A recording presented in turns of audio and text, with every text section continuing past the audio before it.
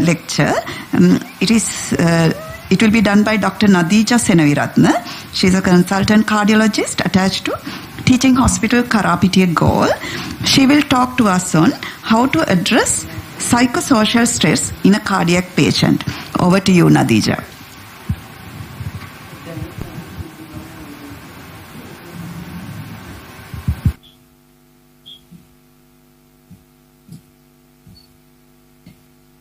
Good morning, ladies and gentlemen.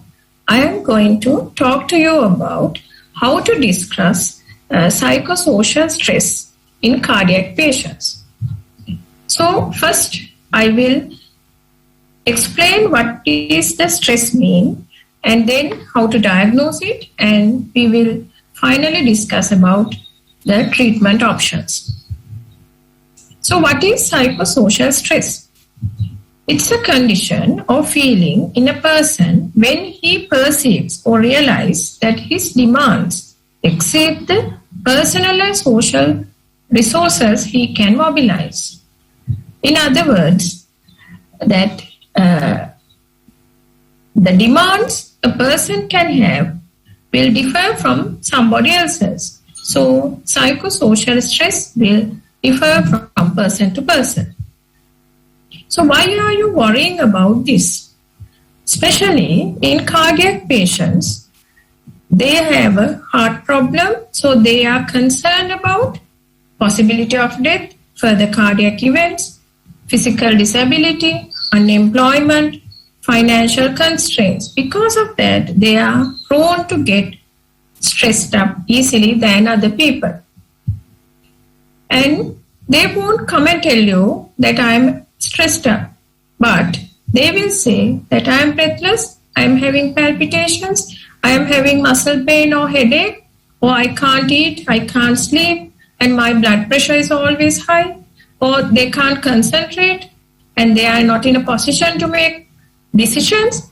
They tend to be isolated, and sometimes they are very irritable, feeling tearful, and sometimes they will criticize themselves. At the end, they are anxious and depressed. So why these symptoms are important? Because these might be cardiac symptoms per se. For example, breathlessness and palpitations may be symptoms of heart failure or arrhythmia. So you should be able to differentiate it from cardiac origin. So you should be able to identify that this patient is having breathlessness or palpitation not because of heart failure but because of stress.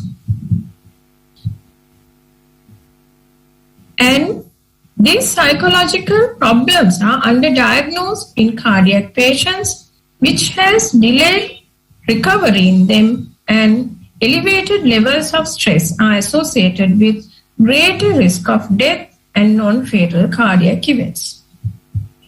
Furthermore, it will lead to a vicious cycle where when they are thinking that their heart is not working properly or they're having a heart problem, they will be anxious, frustrated, which will increase their adrenaline level, heart rate will be high, their breathing will be in a very faster rate, so they can't perform in their usual capacity.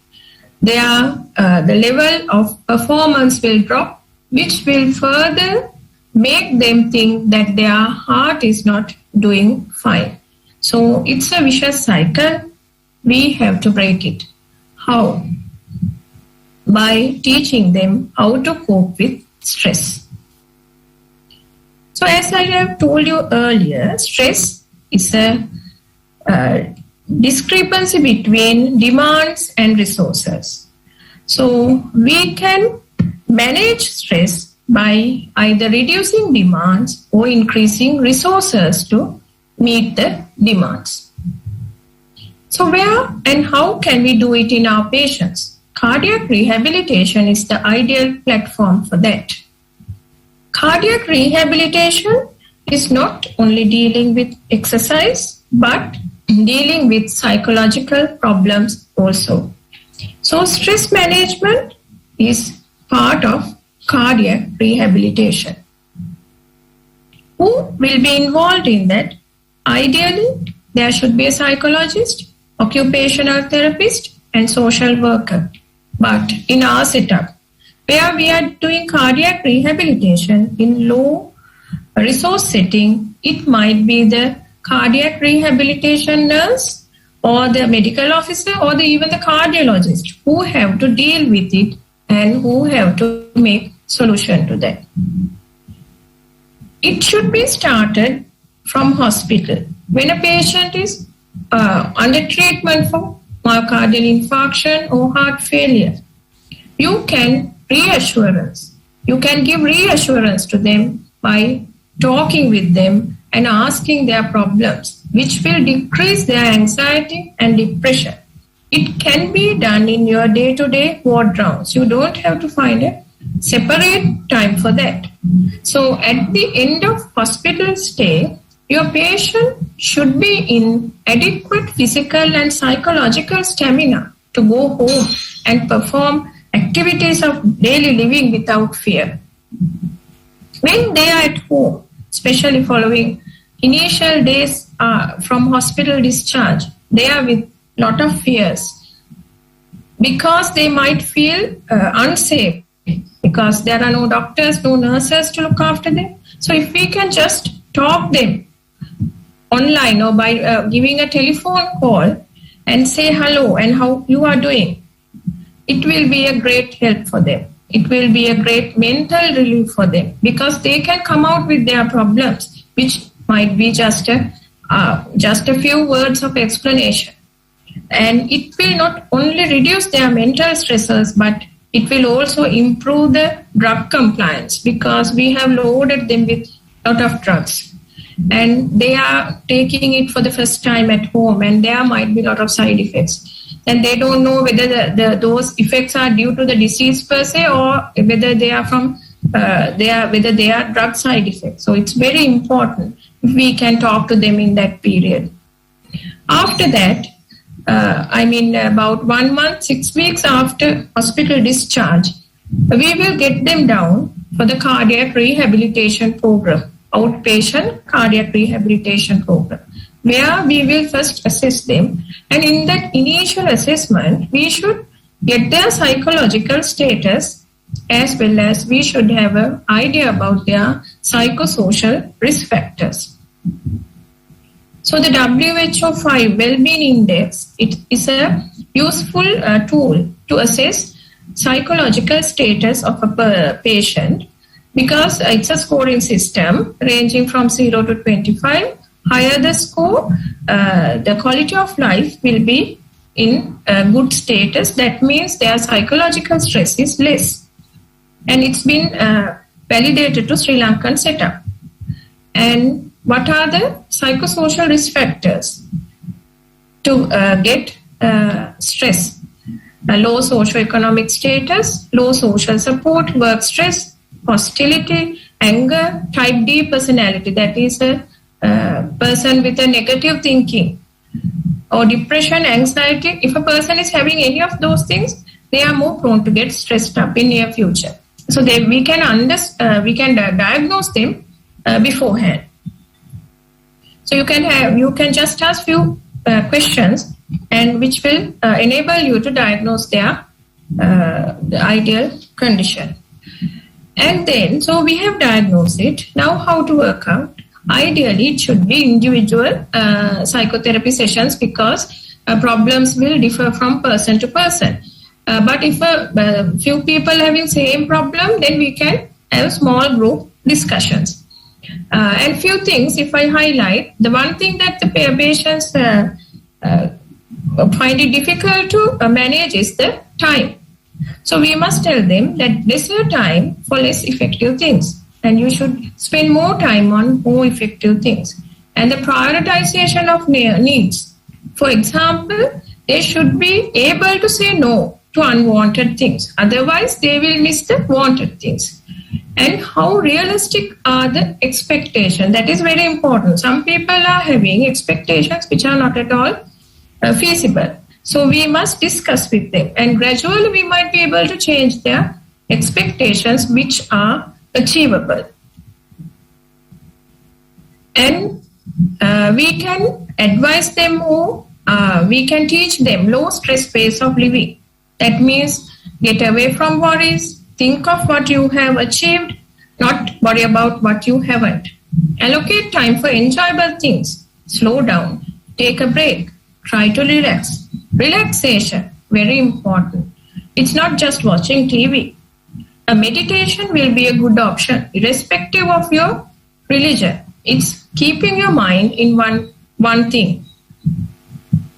Relaxation will lower your adrenaline, it will lower your stress definitely, your blood pressure will be low, and you will reduce your pain and improve your sleep and help to feel better, able to cope up with problems. And furthermore, it will help to break the cycle which I have told earlier. So then they will realize, though I am having a heart problem, I can do a lot of things with my heart, though there is a problem in the heart. So they will think positively. They will be optimistic and motivated, and they will try to do more things, and their lifestyle will be healthy, and they will go for looking for friends, and they will set their goals which can be achieved. So it will act as a good way of, or the positive way of getting out of the stresses they have. But though we have done all those things, there might be few patients, I might say that there might be few patients who will need further management, because who are having extreme conditions. In that cases, we might have to refer them to a psychiatrist. So ladies and gentlemen, I have discussed you about, in these few minutes, I have discussed with you what is psychosocial stress, how to diagnose it, why the diagnosis is important, and how to manage it briefly. So I think you must believe that psychosocial stress is the imbalance between demands and resources, and it is an unaddressed problem in cardiac patients. It has delayed recovery in them. Cardiac rehabilitation is the platform to address it. Thank you very much. Thank you, Nadija, for that excellent talk. I must say, you have highlighted very important points. Those are important not only for cardiac patients, and important for us as well. Thank you so much for that. Now we have come to the end of our symposium. Is it possible to get all the speakers online except Dr. Chamara, who is here? We can go through questions quickly because we have run out of time.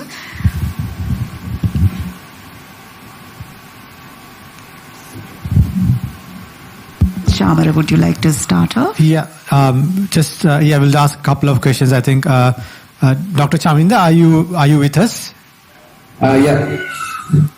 Hello, hi, Can good you hear me? afternoon. Yes, we can hear you.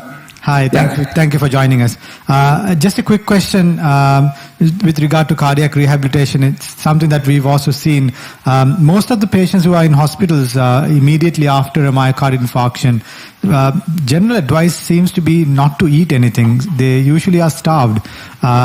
What do you think about this, and how can we advise, especially the nursing officers, etc.? That is actually wrong. Nowadays, patient coming with myocardial infarction, we take most of usually in our hospitals, they take them to the cath lab and you do the intervention. And I think first 24 hours, yes. After first 24 hours, you can start gradually. You can let them to eat without any problem, right? Not heavy meals. Little by little, you can advise them to take. I think patients should not fast. First 24 hours, of course, yes. Uncomplicated patients, they can have their meals, because with the expectation of complications, generally we advise them not to take meals. Otherwise, of course, yes. Yeah, I think that's quite important, and something that our staff also should know, that they don't need to fast and they don't need to be starving.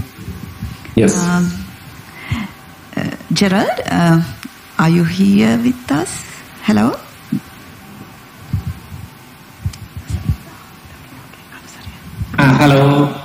Hi, Gerald. Chamara here. Yeah, nice to see you. And nice to see you as well. Thank you for joining us. Gerald, just a quick question. As far as exercise in patients with cardiac disease is concerned, with these days with COVID being rampant as well, it's a bit difficult for people to have their usual exercise routines, isn't it? Walking outside, etc. And sometimes there is also the hampering with the weather, rain, etc. Any general advice as to how they could probably continue with the same exercise programs, but within their own houses? Of course, actually, this is a very important questions in the background of pandemic COVID. Actually, we can advise.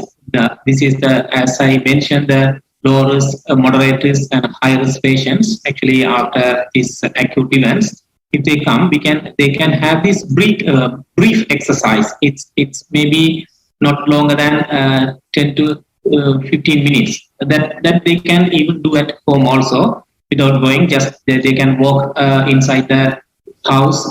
Just they can make this stopwatch, and roughly they can make it for a 10 to 12 minutes actually. And even they say that gym also. That also they have shown, the latest trials also they have shown that's a very good cardiac output and cardiac improvements. Thank you very much, Gerald.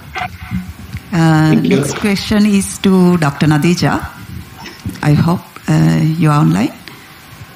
Actually, it is not a question actually. It's mainly more of a comment. Hello, Nadija. Yes, I can hear you, Sandamal. Hello. Nadija, we were wondering, what do you think of, now you have explained about relaxation techniques. I was wondering, what do you think about music as a relaxation therapy? Because we know that sometimes it was used in NHSL long time ago. I don't know whether it is still being used. What do you think about that? And also... Actually, music is an international language where everybody, I mean, whatever their religion, whatever their the origin, they can enjoy it. So music is one of the best relaxation methods, which has been, I think, there were several studies, even Sri Lankan studies are there, where they have addressed it in cardiac patients, and they have achieved very good results. And in National Hospital Cardiac Rehabilitation Program, there were several programs. Actually, once in several months, they will have a concert-like thing where all the patients will get together, and there will be good popular musicians who will participate. And I think it's one of the best things if we can start and in all the rehabilitation programs. Nadija, Chamara, you are getting a lot of questions, but I will summarize and modify the question because we have run out of time. This is about consumption of eggs. You said 1 egg per day is safe enough, but what about egg yolk and egg white? Is there a difference whether we should cut down on egg yolk? And also listeners want to know about alcohol intake in a cardiac patient. Thank you, Sandamal. Yeah, to answer the first question regarding eggs, so again, there has been some research recently about egg consumption and whether it's going to be affecting cardiac patients or not. So the evidence is that 1 egg a day with white plus the yolk has no bad effect. So 1 egg a day is safe. As far as the yolk is concerned, so if you have without the yolk, I think it's not limited. So the protein content is good. So there is no real limitation as to how many eggs you can have without the yolk. But if it's with the yolk, 1 egg a day is the limit. So shouldn't have more than that. As far as the alcohol question is concerned, it's a very tricky question to answer because I have to be very careful about the answer that I give, and it's a very common question as well. So a lot of patients who come to us following heart attacks and all ask this question about alcohol. So my general advice is, at least for the first 6 months, best to avoid, because the main thing is sometimes this alcohol can interact with the medications that these patients are on. So I usually tell to avoid it. However, again, if you go by the guidelines, again, they say moderate alcohol consumption is okay even following a myocardial infarction. But to be honest with you, I don't tell that to my patients, because if you tell that to them, they sometimes can go a little bit over the limit, and that can cause more trouble than good. But in general, the real advice is that moderate alcohol consumption. So moderate means that's 25 ml of something like a hard alcohol, like whiskey or arak, etc., or a glass of wine a day is a reasonably good thing to do. But generally, I would say to avoid for 6 months at least. Thank you, Chamara. I understand that. So we have come to the end of the symposium and also to the end of the session also. Now we need to start the quiz. Yes.